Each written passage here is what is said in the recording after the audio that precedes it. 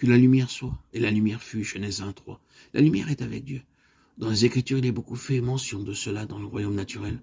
Dieu fait l'obscurité et la lumière, et quand il veut, il peut interrompre le cours habituel des choses pour changer la lumière en obscurité ou l'obscurité en lumière. Il peut partager le même territoire en lumière et obscurité. Quand tout l'Égypte sous la plaie était dans l'obscurité, une obscurité totale, les enfants d'Israël avaient de la lumière dans leur habitation. Juste dans la même terre, lumière et obscurité existaient simultanément par une intervention d'extérieur, divine. Oui, la lumière peut être gardée et maintenue par Dieu au-delà du temps normal, et l'obscurité peut être amenée prématurément alors qu'il devrait faire jour. Il y a beaucoup à ce sujet dans l'Ancien Testament et c'est reporté dans le Nouveau Testament. Il y eut des ténèbres sur la surface de la terre, jusqu'à la 9e heure quand le Fils de Dieu fut crucifié. Mettez dehors le Fils de Dieu et vous éteignez la lumière de Dieu. Justement, la lumière est la prérogative de Dieu. Ce qui est illustré à travers la manière d'agir de Dieu dans la nature, c'est la grande vérité de la lumière spirituelle. La lumière spirituelle est la prérogative de Dieu. Il peut à tout moment apporter la lumière dans les ténèbres. Il n'a pas à atteindre le cours des choses et il peut exclure la lumière à un moment donné. C'est dans son pouvoir de le faire. Changer les ténèbres en lumière est un miracle dans le monde spirituel. Et c'est une intervention d'extérieur. C'est aussi une intervention divine de jugement quand la lumière qui est en nous devient ténèbres. Tout cela appartient à Dieu. Donc cette prérogative de Dieu, à savoir la lumière, est aussi conférée à Jésus-Christ, son Fils, et entièrement liée à lui. Je suis la lumière du monde, Jean 9:5.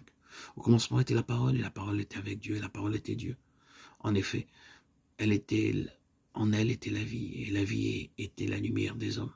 Personne n'a jamais vu Dieu. Dieu le Fils unique est dans le sein du Père, et celui qui l'a fait connaître. Jean 1:14-18. Il l'a révélé. C'est la gloire de Christ de pouvoir à tout moment faire éruption dans notre obscurité. Et n'est-ce pas cela précisément qui a apporté sa gloire dans nos cœurs, et qui a fait jaillir la gloire de nos cœurs pour lui?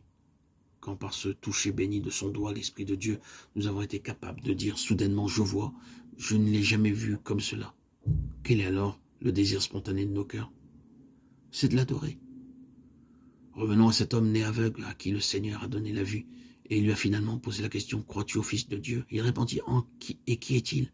Seigneur, afin que je croie en lui. Tu l'as vu, lui dit Jésus, et celui qui te parle, c'est lui. Et il dit, je crois, Seigneur, et il l'adora. Jean 9, 35-38. Pourquoi adora-t-il? Parce que le Fils de Dieu était pour lui une seule chose avec avoir la vue. Les deux choses allaient ensemble. Avoir la vue était lié à celui qui, lui ayant donné la vue, ne pouvait être autre que le Fils de Dieu. C'est ce que le Seigneur a signifié en ayant inclus cet incident dans cet évangile, dont le but entier est de témoigner que Jésus est le Fils de Dieu.